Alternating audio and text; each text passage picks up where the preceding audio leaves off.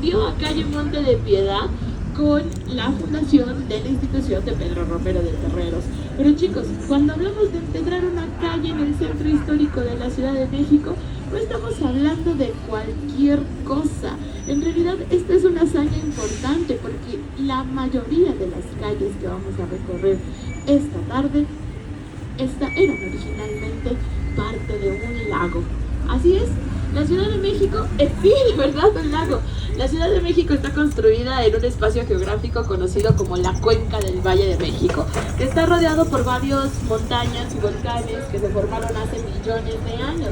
Esos volcanes y montañas hicieron que 49 ríos desembocaron en el centro de la Cuenca del Valle de México, creando no uno, sino 5 lagos.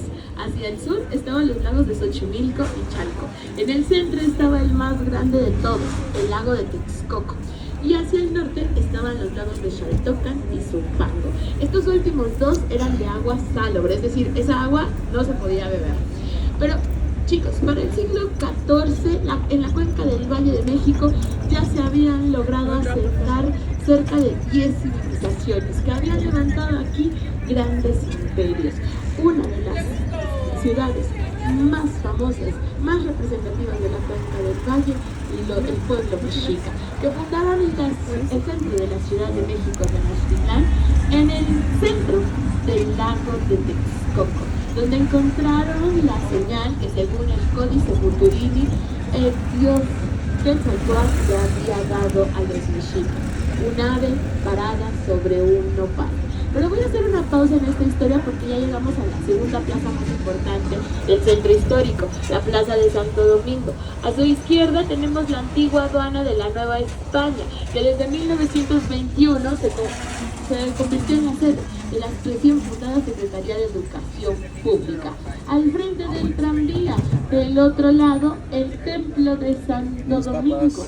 Por favor, observen todos los detalles que tiene la fachada del templo, las flores, las columnas decoradas, y miren a su izquierda, chicos, ¿ven esos arcos que están del otro lado del templo? Que parece ahí que le cortaron un pedazo a la iglesia y luego le pusieron ahí esos arcos que más o menos le combinaban, pero no del todo. Ahorita vamos a hablar de ello. También presten atención a la piedra roja con la que están construidos todos los edificios que vemos en esta plaza. Al frente del tranvía, a su derecha, esa de ahí, la antigua escuela de medicina, el antiguo palacio de medicina de la UNAM. También las oficinas del Santo Oficio, la institución que persiguió los delitos de herejía y brujería en la Nueva España, que era dirigida por los frailes dominicos, a quienes también les pertenecía esta iglesia. A su izquierda ya se ve mucho mejor la Plaza de Santo Domingo. En el centro vamos a ver la escultura de la corregidora José Joaquín de Domingo, los portales de Santo Domingo, y ven las gavetitas de madera en los portales. Esos son los famosos escribanos de Santo Domingo. Su oficio estuvo en boga, sobre todo en el siglo XIX, cuando los índices de analfabetismo eran demasiado altos en la ciudad. Si ustedes necesitaban realizar un trámite oficial, podían venir con los escribanos de Santo Domingo para que ellos les ayudaran a realizar todas aquellas documentaciones y papeleos, leer cartas, redactarlas que fueran necesarias. Ahora bien, chicos, les estaba diciendo, los mexicas construyeron la ciudad sobre el gran lago de Texcoco. Pero pregunta importante, chicos, ¿cómo se construye una ciudad sobre un lago? ¿Alguna idea? Miren, hicieron canales, efectivamente, pero ¿cómo lograron la construcción de los canales? Bueno, resulta que los mexicas adoptaron, esto es importante, ellos no lo inventaron, lo aprendieron de los xochimilcas, que viven en el lago de Xochimilco, un sistema de islas artificiales conocido como chinampas. Las chinampas se construían amarrando una serie de troncos con hilo de caña. Se formaba una especie de piscina de madera que, en vez de rellenar con agua, rellenaban con lodo, sedimentos, plantas acuáticas, y así constituían una tierra rica en nutrientes. Para evitar que la chinampa se fuera flotando, sembraban árboles acuáticos en las esquinas de las chinampas, lo cual lo fijaba al suelo del lago. Ahora, cuando la chinampa era fértil, se usaba como tierra de cosecha. Pero cuando la chinampa ya no tenía nutrientes, se quedaba completamente seca, entonces los mexicas daban los árboles y juntaban las chinampas, constituyendo así pedazos de tierra sólidos sobre los cuales se podrían levantar casas y basamentos piramidales. Pero además de eso, los mexicas aprendieron el uso de la piedra de tezontle, una piedra muy especial, que es la que vimos hace un momento en la plaza de Santo Domingo. ¿Recuerdan la piedra roja que les decía? En realidad, la mayoría de los edificios del centro histórico de la ciudad están construidos con esta piedra, que tiene 3 características fundamentales. Es fuerte, resistente, pero además la piedra de tezontle flota. Ideal si ustedes están planeando construir una ciudad sobre un lago. Chicos, cuando la Ciudad de México Tenochtitlán cayó a manos del ejército de Hernán Cortés, los españoles van a derribar los templos, las casas y los basamentos piramidales para construir sobre la antigua ciudad, reciclando esa piedra de tezontle, la nueva ciudad española.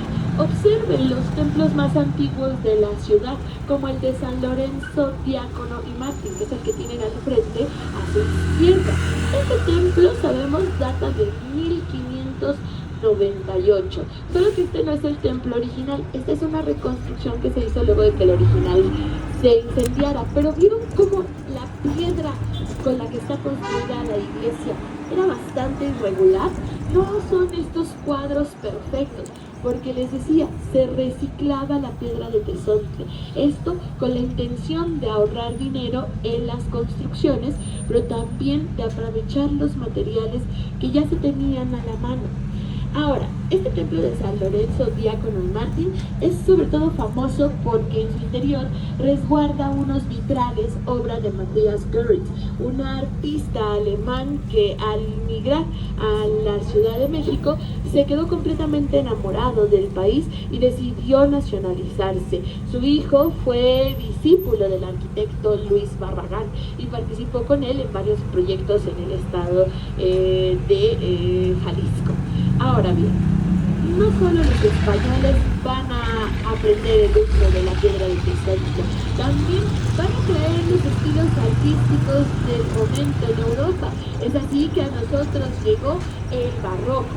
¿Recuerdan todos los adornos de la fachada del templo de Santo Domingo?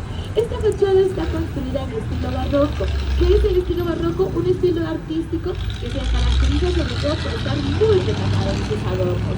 Pero no a todos les gustaba este estilo artístico y es por eso que van a emerger otros estilos como el neoclásico. Chicos, a la izquierda, la fachada de la antigua Cámara de Diputados. A este es a lo que nos referimos con el estilo neoclásico.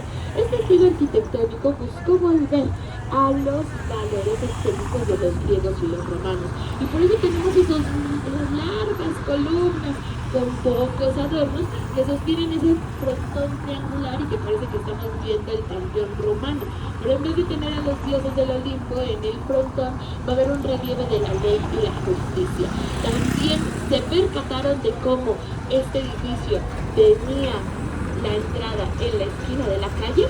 Este es lo que en la arquitectura se conoce como portada de chaflán y es sobre todo característica del periodo del gobierno del presidente Porfirio Díaz, quien sentía un cariño profundo por los estilos franceses, y es en Francia sobre todo donde se utilizan este tipo de fachadas. Pero además de esto, chicos, había otro estilo artístico entre los siglos XVI y XVIII, puesto que no a todos les gustaba lo recatado del barroco, el exceso de ornamentos que podían llegar a tener, y creían que las iglesias, conventos y monasterios no debían verse tan opulentos. Entonces surgió algo que se conoció como el estilo austeriano. Un ejemplo claro de este estilo es el convento de las Clarisas, que es el que se ve al frente del tranvía a su izquierda. ¿Ven cómo aquí ya no tenemos esos adornos florales que sí veíamos en el templo de Santo Domingo? Y observen, aquí se ve también claramente el uso irregular de la piedra. Este convento de las Clarisas fue recuperado como la biblioteca del Honorable Congreso de la Unión, mientras que a su izquierda ya llegamos al antiguo colegio Bethlehemita. Hoy el Museo Interactivo de Economía, que brinda una educación financiera para todos aquellos que vengan a visitar el museo. El original Colegio Betlemita abarcaba la cuadra completa, pero en el siglo XIX se demolió parte del complejo para que a su izquierda se construyera el Palacio Metropolitano. Esta fue la casa que Porfirio Díaz le regaló a su yerno, una casa de estilo neoclásico. A su derecha tenemos el Museo del Perfume, que es uno de los primeros museos de este tipo en la Ciudad de México.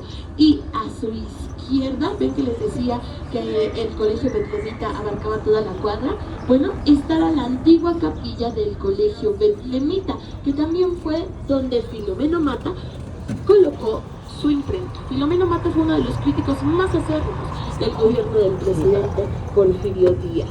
A su izquierda, en la esquina de Filomeno Mata con la calle de Tacuba, el Jardín de la Triple Alianza, donde van a encontrar las esculturas de Iztaccíhuatl, Nezahualcóyotl y Totoquihuatzin. Ese busto que está ahí desentonando con los otros tres hombres del jardín es Filomeno Mata.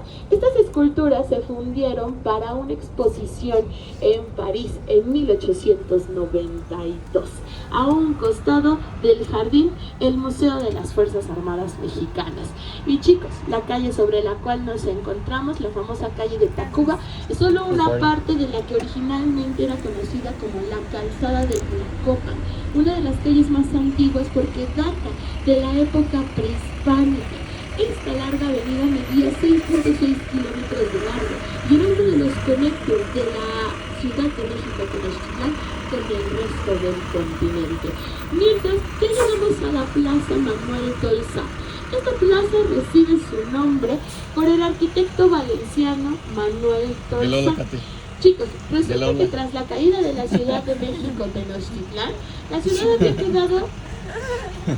Perdón, los españoles, que no se encontraban completamente cómodos moviéndose sobre el agua, decidieron desecar el lago de Texcoco. Pero el lago era tan grande que el proceso de desecación finalizó apenas el siglo pasado. Pero hubo muchos arquitectos que trabajaron arduamente siglo con siglo para llevar a cabo esas labores. Uno de ellos, Manuel Tolsa, el personaje que hoy le da nombre a esta calle, que fue enviado por el rey Carlos IV para que se hiciera cargo del área de escultura de la Academia de San Carlos.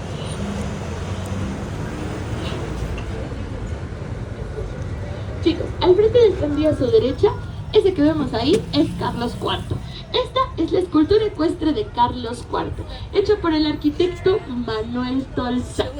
¿Ven cómo Carlos IV está vestido como si fuera un emperador romano? Está incluso usando sandalias y tiene esa larga capa con su corona de hojas de oliva. Esta escultura es de estilo neoclásico justo por esas características.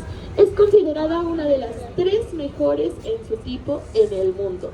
Detrás de la escultura ecuestre de Carlos IV, la antigua Secretaría de Comunicaciones y Obras Públicas, una construcción que data del gobierno del presidente Porfirio Díaz.